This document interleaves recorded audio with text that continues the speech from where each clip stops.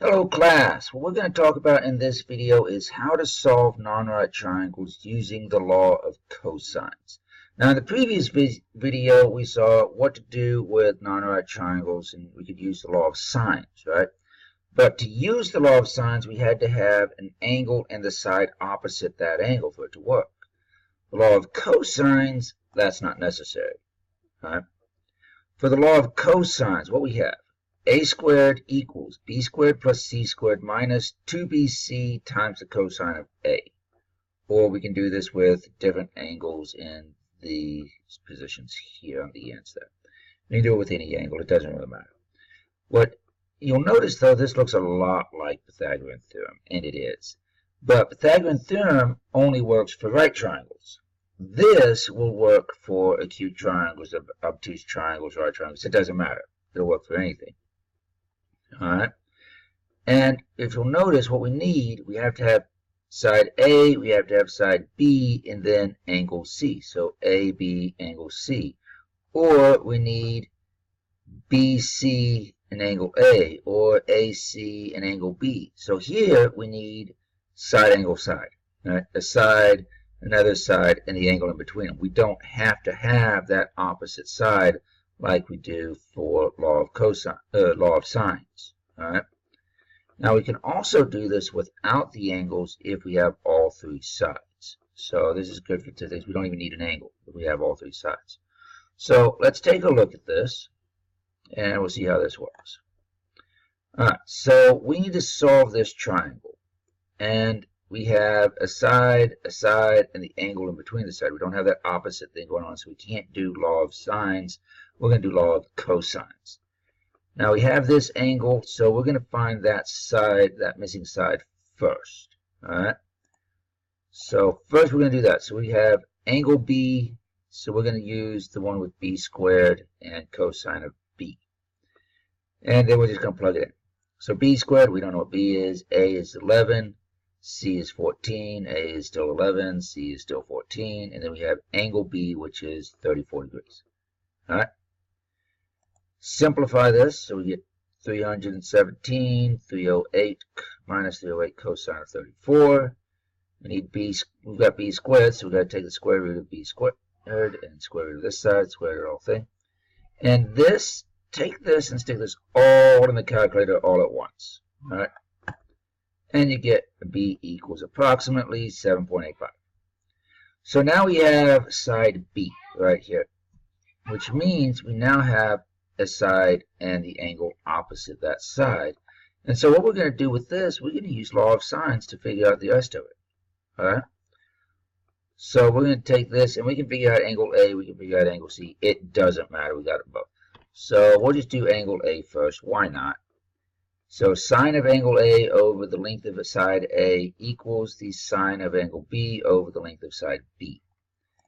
And let's plug in our numbers. So sine of A over 11 equals sine of 34 over 7.85, which we got right there.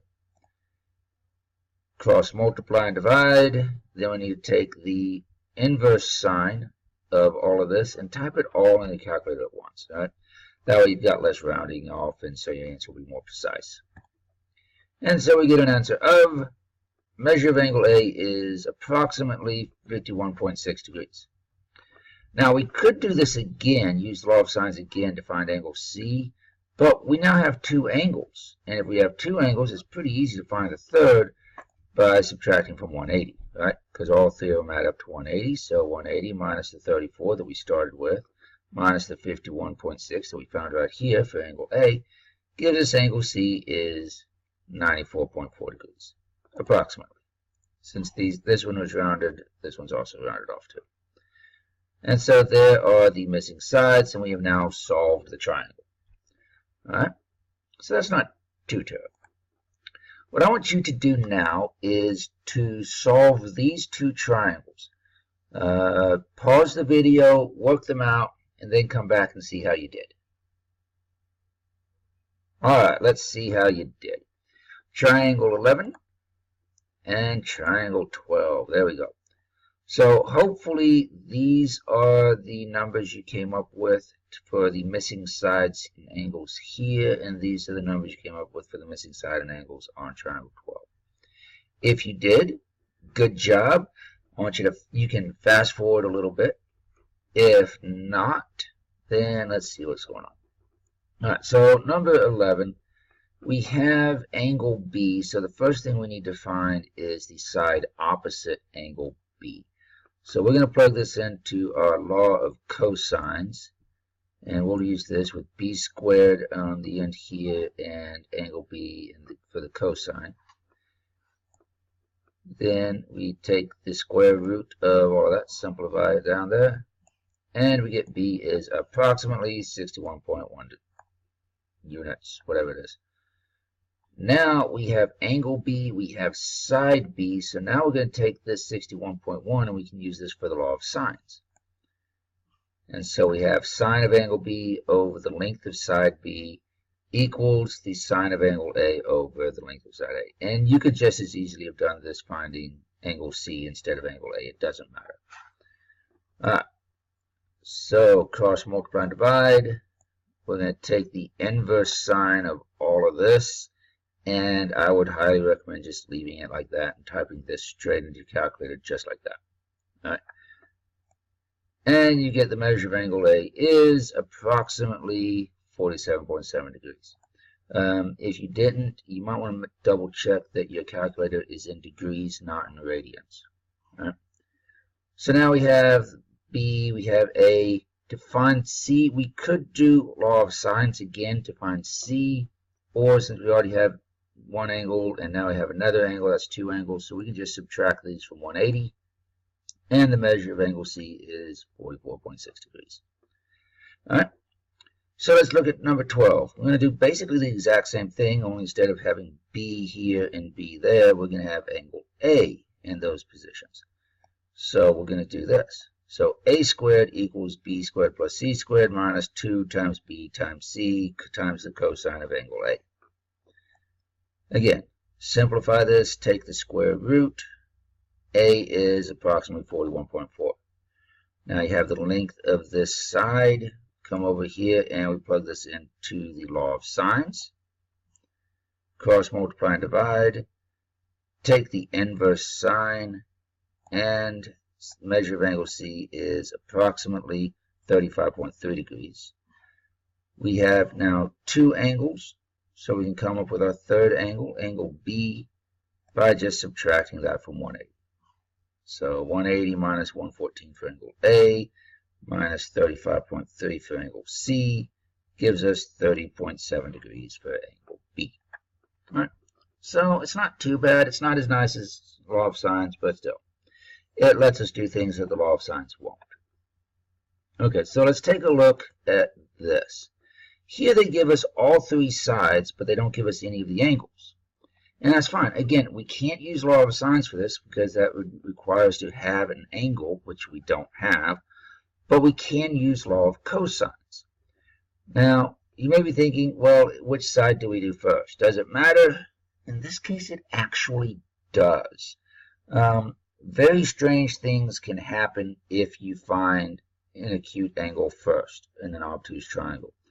And so the way to get around that, and we're not going to go into the ambiguous cases of the law of cosines, we're just going to, here's how you get around it and don't have to mess with it. Find the obtuse angle first. Always find whichever angle might possibly be obtuse first, and you don't have to mess with that. So the 27 is the longest side, so that means B is the longest angle. So if any of them are obtuse, it's going to be B. So always do that first. Find the angle opposite the longest side first.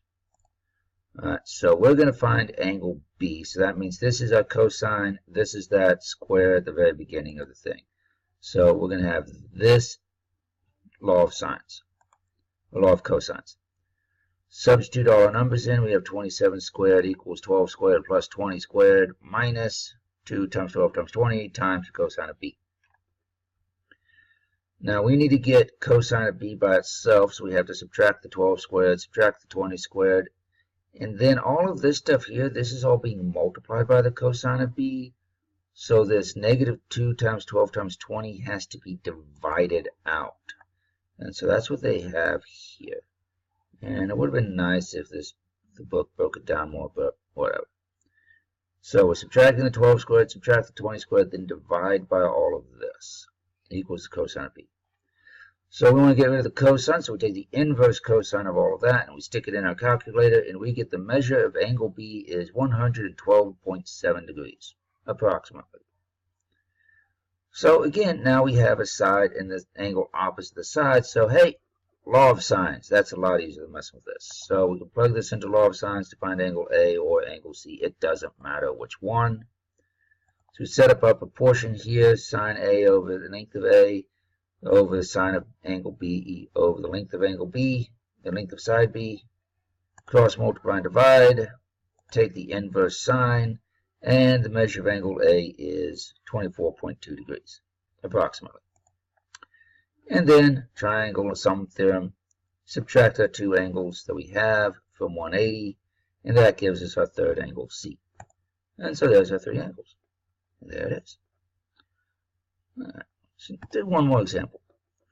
So we need to find the step angle for some dinosaur fossils, right? So it'll help us figure out how big this dinosaur is. Okay. And so what we have here, they've measured the lengths to the center of each footprint, right? And we want to know what is the step angle. So we want to know what is the measure of angle B right here. So law of cosines. We've got all three sides, so that's what we're going to do. Now, this is the longest side, so this is the angle we're looking for. This is what we're going to do first. This is going to be cosine of B, and we're going to have B squared at the front. All right, so that's what we're going to start with. We substitute in all of our numbers. Simplify this, simplify that, well, or not. Just subtract them all over there. Divide this. This is all being multiplied by the cosine of B, so this all has to be divided. Then we take the inverse cosine, and the measure of angle B is approximately 127.3 degrees. And so that is the measure of our step angle.